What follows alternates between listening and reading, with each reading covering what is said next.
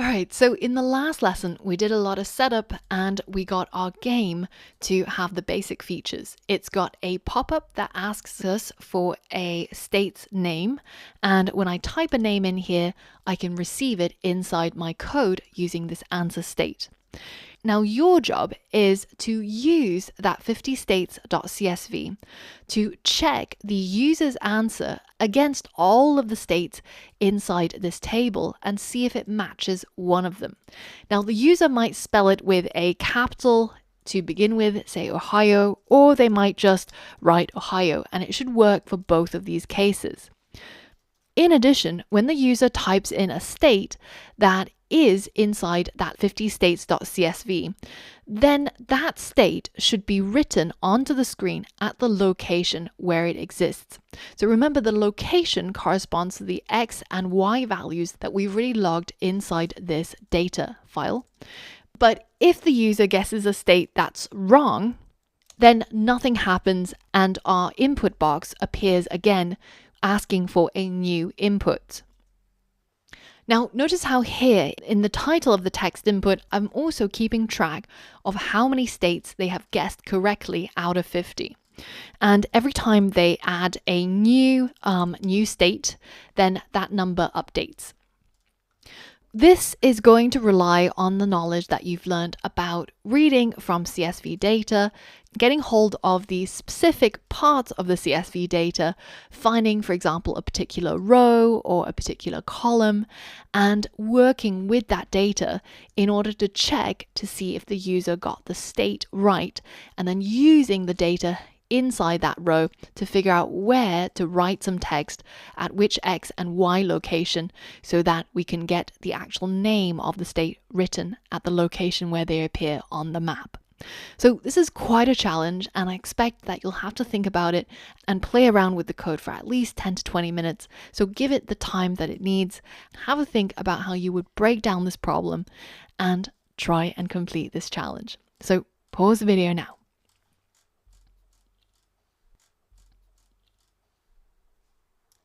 All right, so I'm going to walk through the solution with you, but I want you to do a conscience check. If you haven't spent at least 20 minutes working on this problem, fixing it, getting it to do what you want it to do, then go back, try again. You need to feel the struggle in order to learn. I can tell you how to do anything, but if that answer didn't come from you, then you're not actually going to make progress. So I really, really urge you to give it a go before you watch the solution. All right, so back to our code. The first thing I'm going to do is I'm going to import the pandas module. So I'm going to import pandas. Now, I've already installed pandas on the starting project that you downloaded, but if you're doing this completely from scratch from your own starting file, then you'll probably get a red squiggly line under this pandas and it'll ask you to install the package. But if you don't have it, then it means it's already installed and ready to use. Now we're going to get our pandas to go ahead and read our CSV file. And the CSV file is called 50states.csv. So once the prompt comes up, then I'm going to hit enter to get PyCharm to just insert it automatically. Now I'm going to save that data frame that comes from that reading that CSV to a variable called data. Now our data has 50 rows of data, and the first row is the column headings for each of them. So we've got the state, the X and the Y values. Let's have a think about how we might break down this problem that we have. So when the user types an answer, we have to check to see if that answer state is one of the states in all the states of the 50 states CSV. The first column is a list of all 50 states. So if we could somehow check to see if this state that they've guessed is one of the states in that column, then we'd know whether if they got it right or wrong. If they got it right, then we need to figure out how we can create a turtle to write the name of the state at the state's X and Y coordinate. for example, if the user guessed South Carolina, and indeed South Carolina is one of the 50 states, then we should be able to pull out this entire row and then create a turtle, make it go to this X and Y location, and to write the name of the state onto this blank state image in our turtle game. Let's see if we can tackle this. Now, the first thing we need to figure out is how do we get hold of all the states of the 50 states CSV? So we've got our data frame, and if I go ahead and say data, then I can pull out one of the columns. So the column name is state, and I can either use that as a key with a set of square brackets, or I can use it as simply an attribute name. This gets me the data series, which is that first column. And if I want to be able to turn that into a list, remember that we saw that method toList. And that means we can work with it just like any other list. So let's call this all states. And once we've got hold of this all states, well, we can check to see if the answer state is in the all states. This is something that you won't be able to do, so checking for membership using the in keyword unless you have converted this into a list. So once we've figured out that this answer the user provided is in fact one of the states in our 50 states, then the next thing we need to do is to create a turtle. So let's create a new turtle, which we'll call T, and we're going to use the turtle.turtle class to construct it, and then we're going to get the turtle to hide the actual turtle shape, and we're also going to get it to pen up so that it doesn't actually do any drawing. But what we do need it to do is we need it to go to a particular X and Y location. The X and Y location is going to correspond to the state that the user has correctly guessed and the row of data from our 50states.csv. So how can we get hold of the actual row of data that corresponds to this state? Well, we can take our data and then inside some square brackets, we can check that the data.state is double equal to the answer state. This is going to pull out the row where the state is equal to the answer state.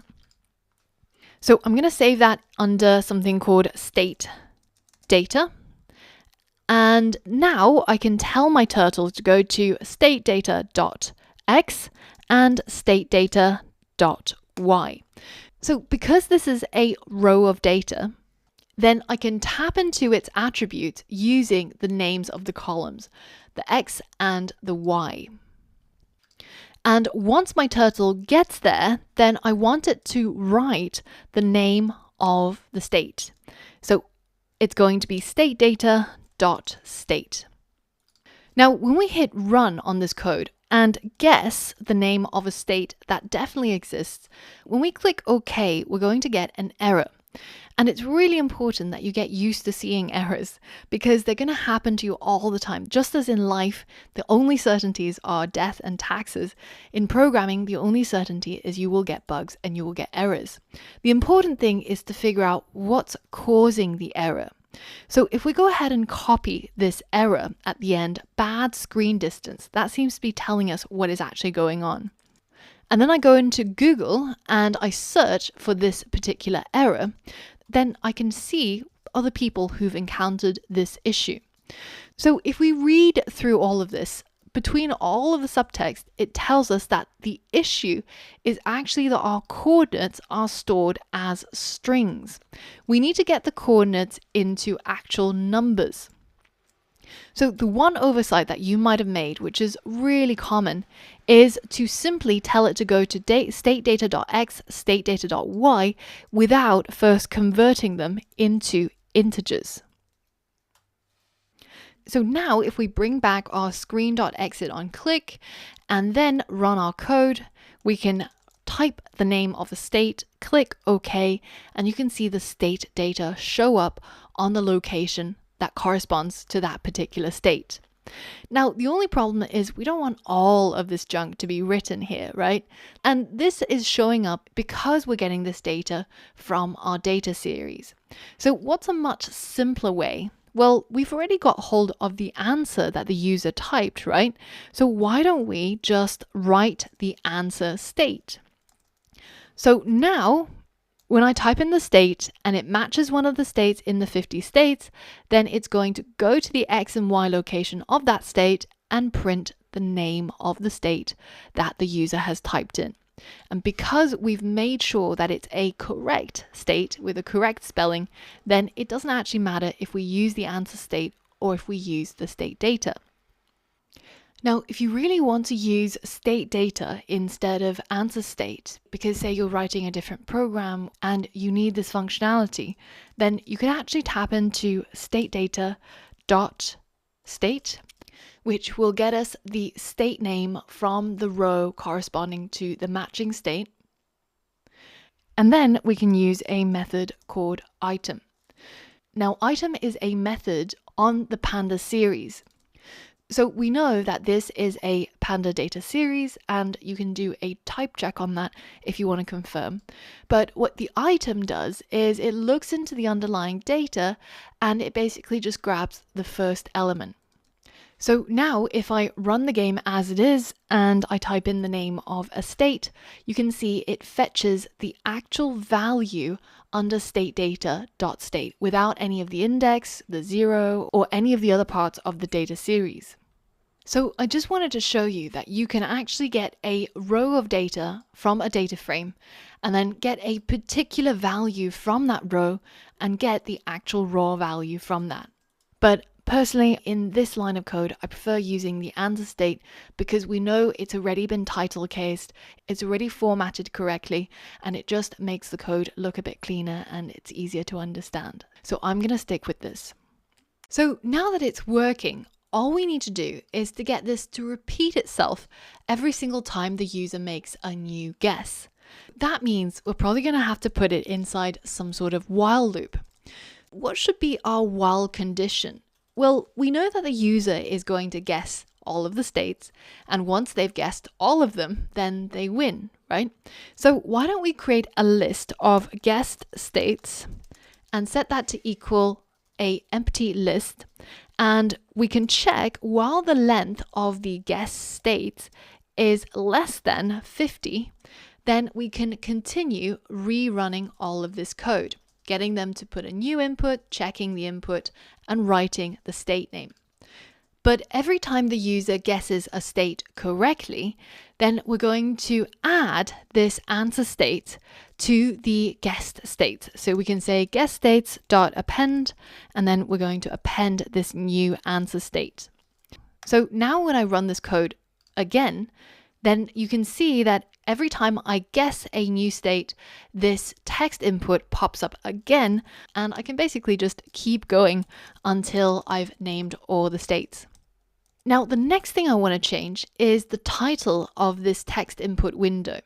Instead of saying guess the state, I want it to keep track of the number of states I've guessed correctly. So I basically want to say something like 0 or 10 or whatever out of 50 states correct. This 0 is going to be replaced by a F string, and we're going to use the length of our guess states in order to get that number. So now when I run this code, you can see that I start out with 0 states, 0 out of 50, and every time I guess a new state, then it adds to that count so I can keep track of how many I've guessed and how many I've got left. Now, the next thing you'll realize if you test this a few times is even if you get a state right, but if you actually didn't spell it with a capital C or capital letter to begin with, then it's not going to accept it. So we don't see California showing up. And this is because in our state data, they all have title case where the first letter is capitalized. So how can we make sure that our game works if the user types all lowercase or all uppercase or title case? As long as they got the spelling right, we should ignore the casing. So one way of doing this is to take this answer state, which comes from that text input that the user has entered, and then at the very end, we can change that to a title case. So this is a method that's on all strings. So that means if I start out with a string, which is Angela, and then I say string.title, then this will give me the same string back, but it'll make the first letter capitalized. This is what we're going to do to the user's answer. And then we'll be able to check it against all the states. And now it doesn't matter if the user has typed everything in all caps, or if they have typed it with all lowercase, or if they've done something really crazy like this, it will still be accepted. So we've now got most of the functionality of our game. In the next lesson, we're going to figure out how we can get this game to become more of an educational tool and for it to create a final CSV when we're ready to exit the game that's going to tell us all the states that we missed so that we can learn them, so that we can come back to the game with more knowledge. For all of that and more, I'll see you on the next lesson.